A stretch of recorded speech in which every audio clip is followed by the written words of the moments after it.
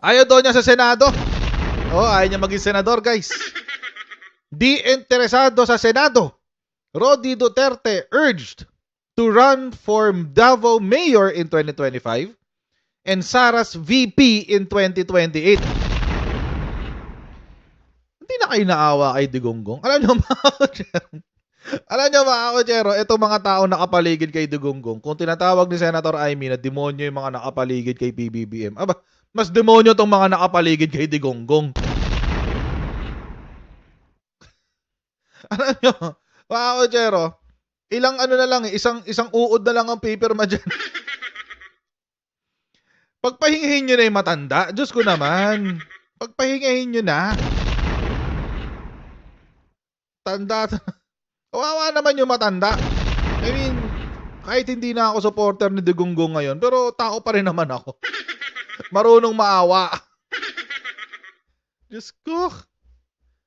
Grabe naman to.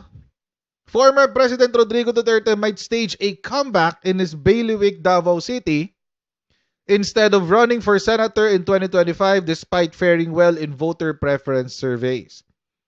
Ito ay sinabi ni Salvador Panelo sa kanyang interview sa One News. Pero, sir, nakausap niyo na po ba si former President Duterte about this development and ano po yung nasabi niya tungkol dito? Maikli lang yung aming kasi tinawagan ko siya, hindi nag-return call siya.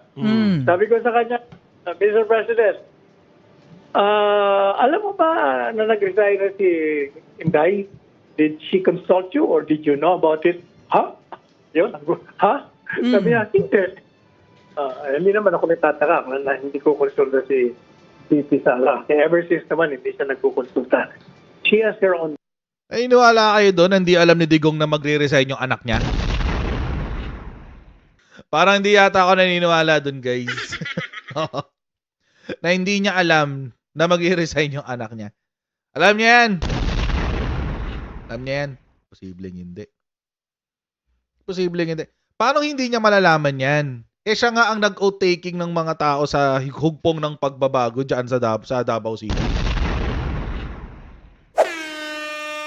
Okay, mag-sendwave muna tayo, guys. So, bago tayo magpatuloy sa ating next topic, mag-shoutout muna tayo kay Sendwave. Ayan. So, kayo ay nasa US, UK, Canada, Italy, France, Spain, Ireland, and Belgium. May pwede na kayo magpadala ng inyong mga remittances sa Pilipinas gamit po ang Sendwave. At gagawin nyo lang ay download ng Sendwave app. Lagay nyo yung bank account details nyo dyan at pwede na kayo magpadala sa GCash, Cash Pickup at iba't ibang mga bangko sa Pilipinas. At kapag ginamit nyo pa kayong promo code na Coach Jarrett, ayan, nakasulat nyo sa baba, ay makakuha pa kayo ng karagdagang $20 free credit. Kaya gamitan na si Sendwave for all of your remittance needs. Okay. Expected na nga namin yung PDP, HNP tandem. Ine-expect na namin yun eh. Oo, I think it will come out sometime this year, mga koche. Bago during the filing of COC yan, malamang sa malamang. Ine-expect na natin yun. Kasi nga, obviously, mas pinili ni Sara yung tatay niya kaysa public service. Pagdating sa mga advocacies niya, mga prinsipyo niya, talagang solo lang siya. So walang alam si Presidente Duterte. At wala rin siyang comment. Di ako niniwala. Yes, sir. Si Chicky Verhel po ito, no? Kanina na-mention niyo po na, yes, itong pag-resign ni VP Sara ay huge loss to the Marcos administration. Yes. Kasi parang, parang humiwalay na siya talaga. Would you consider this a good political move sa Duterte campo? Kasi there's a big possibility na Duterte camp versus Marcos camp sa 2025 elections. Is this a good political move? Yes, I think so. You know why? Kasi yung mga Duterte followers, nagsisimula nang i-criticize siya. Kasi nga, hindi siya makapagsalita dahil nandyan pa siya. Habang yung mga followers na kinikriticize ang Marcos administration, hindi siya makaimik. Kahit gusto niya. Nakakahiya naman sa Marcos administration. Seriously? Seriously? In all of this, you're considering si Sara Duterte ang biktima? Hindi siya makapagsalita kasi nasa administration pa siya, etc. etc. Habang inaalipusta siya ng Marcos administration. Really? Huwag nyo kaming bolahin. Ay, balahin. Alam namin ang totoo. Simula 2022, pagkaupo pa lang, inoperate niya na si PBBM. Alam namin yan. Ako personally, alam ko yan. Dahil nileak sa akin ng isa sa mga DDS vloggers nila during that time. And actually, meron pa ako nabalitaan. Ano yung nabalitaan ko recently? Ito. Ito nabalitaan ko recently. Marami nang sa mga DDS vloggers ang nagdadalawang isip. Pagpapatuloy ba itong pagtatanggol ko o hindi na? Ganon. According yan sa sa Dagang Costa ko. According sa aking Dagang Costa, yun. Nagdadalawang isip na sila.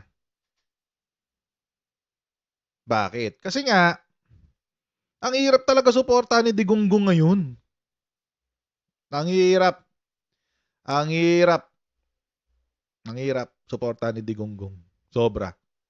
So, yung pag-resign ni Sara, actually, it's I don't think it will have an impact sa administration. Wala, it won't.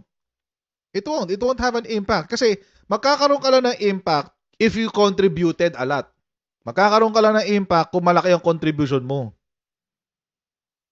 Wala naman siya na-contribute. Wala naman siya na-contribute. So, I mean, di ba? Magkakaroon ka ng malaking impact, ang pagkawala mo ay mararamdaman kung malaki ang na-contribute mo. Kaso wala eh. Wala kang na-contribute eh. Ano na-contribute mo? Yung popularity mo? No, it did. Kahit nga sa popularity, walang na-contribute eh. Bakit? Kasi pati pa followers nila, hindi naman nila makontrol. Di ba? So, I think this is parang false display of bravado, false bravado, something. Ano lang 'yan? Para lang nagsasalita si Panelo para sa mga supporters nila, hindi para sa mga Pilipino. Para sa mga supporters lang nila. It doesn't necessarily mean na it's true. It just has to sound good. At least sa mga supporters nila. Sila ang audience dyan. Not the whole of the Philippines. Kasi kung yung Pilipino, alam naman natin kung ano yung alam natin ang totoo. Bimek, kasi nga, madelikadesang tao siya. Hindi siya bastos na tao. But now, sir, do you embrace yung pagiging opposition following the move of VP Sara? Teka muna, ako medyo hindi ako believe doon sa sinasabing siya ngayon ang opposition. Oh, okay. Opposition. The face of the opposition is Rodrigo Roa Duterte because he started it. He was the one who publicly opposed this administration. So, Dilaglag niyo na naman si Harry Roque. Dilaglag niyo na naman si Harry Roque. Grabe kayo. Ba't ang hilig niyo ilaglag si Harry Roque? Ikaw, Panelo, feeling ko nag-aagawan kayo ni Roque, Kasi yung ang nag-iingay dyan tungkol sa leader of the opposition, si Sara na yung leader of the opposition, si Harry Roque. Siya ang bumibuild up dyan. Siya yung paulit-ulit na nagsasabi niyan. Siya yung leader ng opposition, etc., etc. Okay, sige, fine. Sinabi mo eh. Tapos ngayon, sasabihin ni Panelo, hindi siya ang leader ng opposition. Ang leader ng opposition, yung tatay. Kasi siya yung kumontra. What the heck? Mag-usap-usap ka kayong lahat dyan. Ba't kayo nagbabasagan ng trip kayong dalawa ni Harry Roque?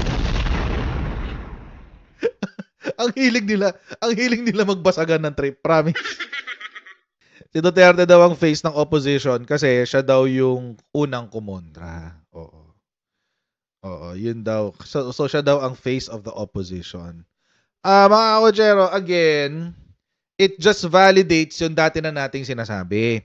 Kinukumpirma lang ni Sal Panelo yung dati pa nating sinasabi na kung walang Rodrigo Duterte, wala silang buhay. Walang buhay yung partido nila, yung grupo nila. Everything, lahat ng meron sila, yung grupo nila ng mga Duterte Balahura supporters, ay nakaangkla kay Rodrigo Roa Duterte. Pag namatay si Duterte, wala na. Or wag na tayo mag-intay ng pagpatay. Pag nawala siya. Pag tuluyan na siyang nag-retire, wala na sila. Wala na. Iyak. Or baka ang drama nila parang gawin nilang parang Apolacay ang dating, ganun. Which I don't think will happen. Napakalayo as far as genius is concerned, di hamak napakalayo ni Apolacay kay Digonggong. As far as accomplishments are concerned, di hamak mas maraming accomplishments si Apolacay kaysa kay Digonggong.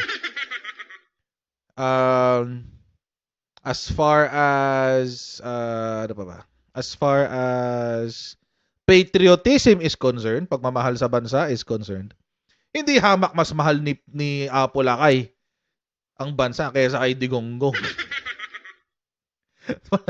wala siya sa kalingkingan ni Apolacay. So, wag niyong subukan. wag niyong subukan. Oo. Wag niyo siyang ipareha sa genius at sa pagiging nationalistic ni Apolacay. It won't compare. It won't. Wala talaga, sorry. It really won't compare. Anyway, going back. So, yung opposition, itong grupo nila, yung bagong opposition, yan. Nakaangkla lang talaga yung kanilang kinang kay Digonggong. Pag nawala si Digonggong, wala na rin silang kinang. So who will si Sara possibly, kaso wala eh. Hindi ang ipapalit mo sa kanya, puro no comment. 'Di ba? Parang 'di ba? Papalit mo kay Digonggong, puro no comment. Oo. Walang papalit. Si Baste. Si Pulong. Wala, mga nipo babies yung mga yan eh. Yung tatlong yan, nipo babies yung mga yan. So no one will pick up the mantle. So pag nawala si Digonggong, wala na, tapos na rin sila. Tuloy natin. He is the face of the opposition. Now, Sara Duterte, sa akin, tingin ko, she will be the heart of those who are against a bad governance. Heart? And good governance, siya yun. Siya ang puso nun. Heart?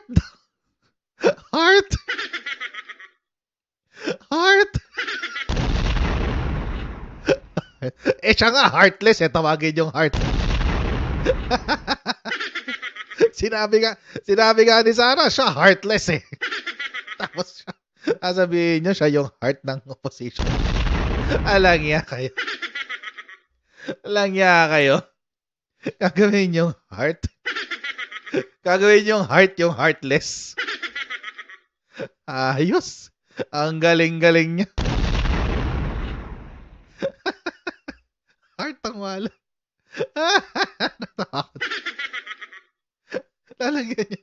Kinuha niyong heart. Yung self-proclaimed heartless. Yung nanununtok ng sheriff. Yung nagpatuloy daw ng war on drugs sa Davao. Pero discreet lang daw sabi niya. Yun yung kwento ni former Senator Trillanes.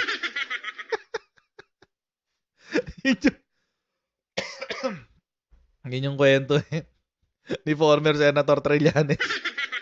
Tinuloy daw yung war on drugs sa Davao, pero kailangan discreet lang dalhin nyo sa salvage area. Gagaling! Ang gagaling! Anyway. Tuloy! Okay, since Attorney Sal, since mas malapit naman talaga kayo Yes. dun sa father ni Vice President Sara Duterte, alam natin na sabi nyo nga, siya, kung merong muka ng oposisyon, mukhang si PRRD yun. Ano? Meron na ba kayong naririnig sa kanya or kasama ba kayo sa mga nagpupulong with him para sa consolidation of forces at paghahanda sa darating na halalan? Alam mo, si Presidente Duterte, hindi yan hindi iba-ibang estilo nun Okay. Hahayaan niya na magkaroon ng mga groupings. And then, pag hiningi ang kanyang advice, payo, o tulong, saka siya papasok. On his own, he will nothing. Pero hindi siya nagpo-form ng ng lineup para sa senador man lang at kasali ba kayo sa mga posibleng nasa Lapit na, lineup sir. na yon? Number one, definitely he is not. He's Okay. not. Okay. Okay. Other na. Pangalawa, about me, whether I'm running or not, I'm running away from. From the senatorial. Away Hindi, from. okay, okay. Okay. Sa senatorial lang, baka sa mga ibang posisyon, wala po ba? Wala. Si Okay. Presidente Duterte, ang advice ko sa kanya, Mm. sabi ko sa kanya, kung akong masusunod, tumakbo ka na lang ng mayor ng, kung ayaw ni Baste, Mayor Baste. Tumakbo ka mayor, and then pagdating sa 2028, mag-resign ka, tumakbo kang vice presidente ni Inday Sara kasi kailangan talaga makabalik. Okay. Six months protected to them. Pero Kailangan daw makabalik. Bakit? Bigyan nyo nga kami ng magandang dahilan kung bakit kailangan siya ibalik. Yan. okay. Six months protected to them. Pero well, okay. Kasi kailangan talaga makabalik. Okay. Six months. Ayun, kailangan daw makabalik. Kailangan daw makabalik. Bakit kailangan makabalik? For what purpose? Mukhang hindi na sila kailangan eh. Mukhang hindi naman na sila kailangan ng mga Pilipino. Si Sara was given a chance. Binigyan siya ng pagkakataon. Napatunayan na kaya niya ang national scene hindi pala niya kaya. Resign eh. Nag-resign. Bakit daw nag-resign? Kasi kulang sa kalinga. Kasalanan talaga to ni PBBM. Di siya marunong mag-alaga eh. Ano yung tuta? Ano yung tuta? Diba? Kasalanan talaga ni PBBM to kasi hindi siya marunong kumalinga. Buisit. Diba? For what purpose? Bakit kailangan ibalik? Kasi kaming mga ordinaryong tao, hindi na namin nakikitaan ng dahilan para ibalik pa siya. Wala nang dahilan eh. Wala nga comment, di ba? Hindi nga makapag-comment sa mga national issues si Sara eh. Sasabihin nyo, may prinsipyo. Prinsipyo ipagtanggol yung child abuser, human trafficker, pagtanggol ang fake news ng network nila. Kasi tropa nila eh, barkada eh. Oo, baka tito-tito pa nga ang tawag nun kay Kibuloy, kay Kibulok eh. Oo, pastor pala ang tawag niya kay Kibulok, no? Pero siguro kapag sila lang, tito, gano'n, kasi close eh. Tito, gano'n mga bata. Di ba? Para saan? Give us a good reason. Just give me a reason. Just a little is enough. Give us a reason. Wala kaming dahilan para ibalik sila. Baka nga hindi pa kung kahit tumakbong presidente si Sara, baka hindi pa manalo eh. Tsaka maglalagay kayo ng vice president na baka mauna pang mamatay kaysa sa presidente. Ang hirap naman nun. Di ba? Ang hirap naman nun. Baka mauna pa siyang matuluyan bago si presidente. Ang hirap nun ah. That's a legal conundrum. Diba? Mauna mamatay yung vice presidente. So aakyat na si SP, magiging vice presidente na si SP, gano'n. But anyway, hindi naman pwede yun. Ay, nako. But anyway, Dami-dami ng sakit ni Digong. Hindi niyo pa tantanan yung matanda na yan. Huwarap na kayo ng iba. Mag-develop kayo ng bagong talent. My goodness. Kung gusto niyo pa rin mag-Duterte, build up niyo na yung bagong Duterte. Total naman, tawag dito. Nagkukukuda naman na si Baste. O bakit hindi nyo develop si Baste? Hindi kaya? Hindi kaya? Or baka yun talaga ang goal? Baka yun talaga ang goal. Baka ang gusto nilang gawin, i-distract tayong lahat, isipin natin na si Digonggong or si Sara, etc. etc. Pero iba pala talaga. They will take the heat for someone else. Oh, ganun. Alam niyo yung mas plot twist? Let's say plot twist. Pag naging Sara GMA. Ano, plot twist. Si GMA medyo malakas pa, kaabot pa ng 2028 yun. So, di ba? Kahit matanda na yon, medyo feeling ko kakayanin pa niya ang 2028. Yun ang plot twist, di ba? Sara GMA, tapos biglang resign si Sara, tapos si GMA uli ang presidente. Ay, grabe!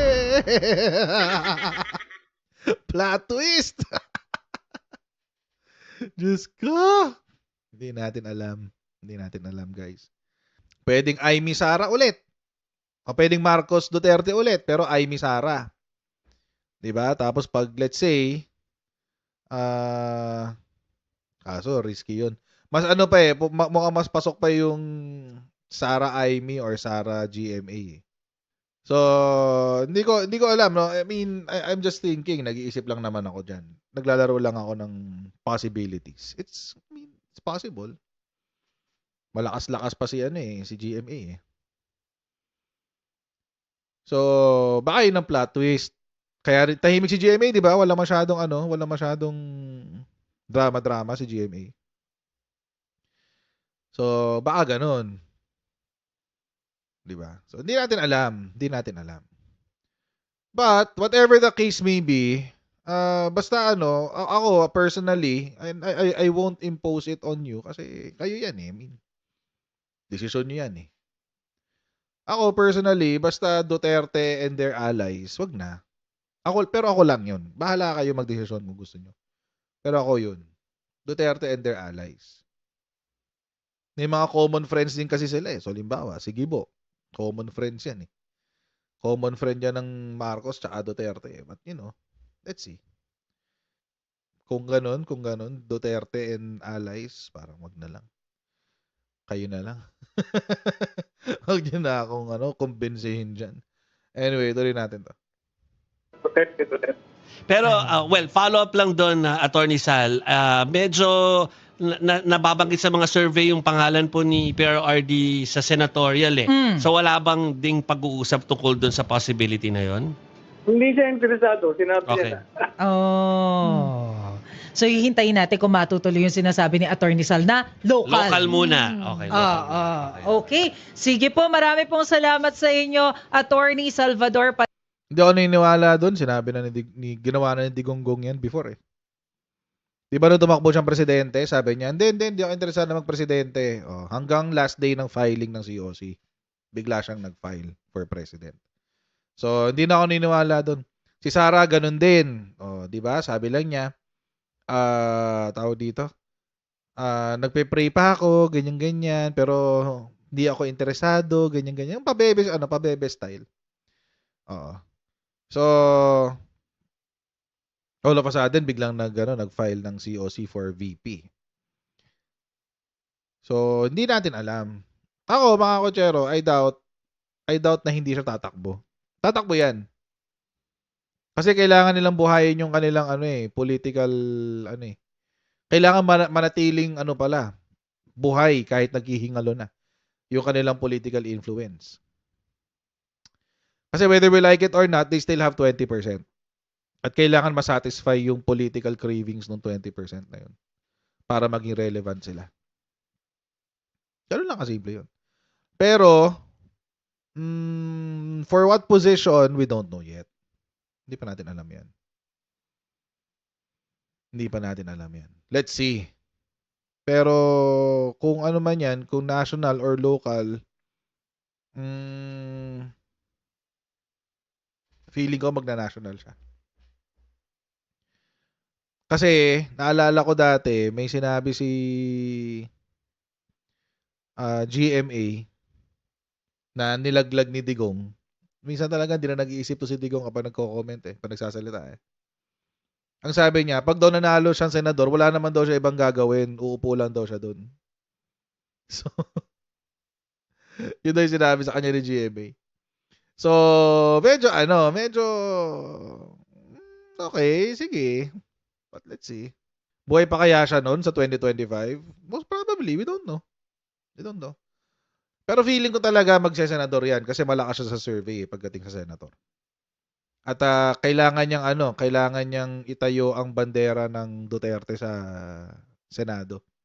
Mahina yung nila doon impluwensya nila doon sa Senado.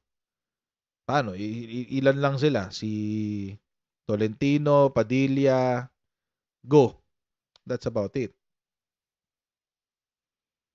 Si Cayetano, di mo na maasahan yun Tsaka may tampo yun kay Digonggong. Alam niyo na, may tampo kay Digonggong yun. Dahil dun sa issue kay Velasco. So, I think, feeling ko, tatakbo siya for senator. Si Digonggong. I could be wrong. I could be wrong. If I'm wrong, o di mali ako. Di ba? Wala namang problema dun pero currently, with the numbers na meron siya, hindi niya kailangan mangampanya, mga kocher. Hindi niya kailangan mag-ikot ng Pilipinas para mangampanya. Makita lang yung pangalan niya dyan sa balota, malamang sa malamang may mga inutil at bobo na boboto sa kanya.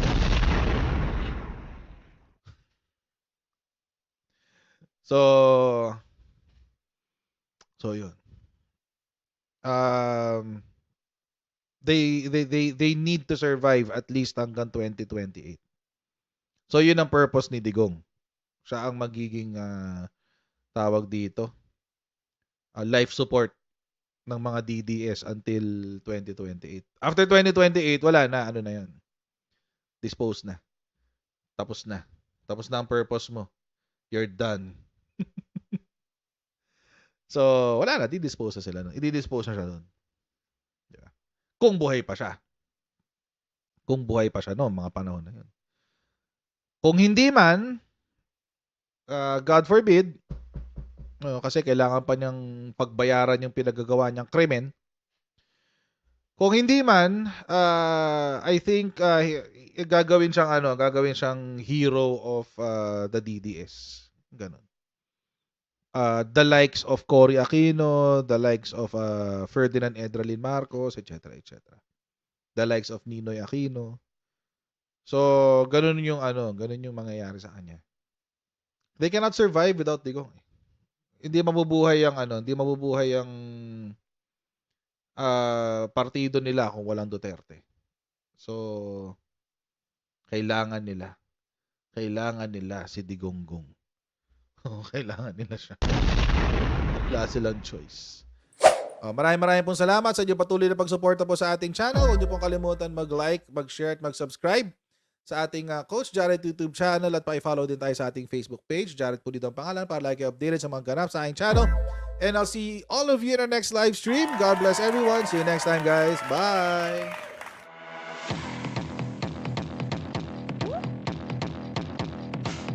Pag ganun, huwag natin gawing tanga mga Pilipino. Mas maganda kasi nasa lugar ka ng tama kaysa yung pinipilit mo yung pagkakamali.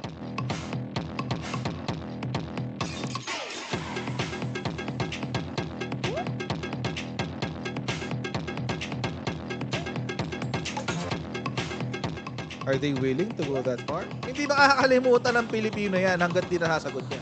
Sino ngayon nagsasabi ng totoo?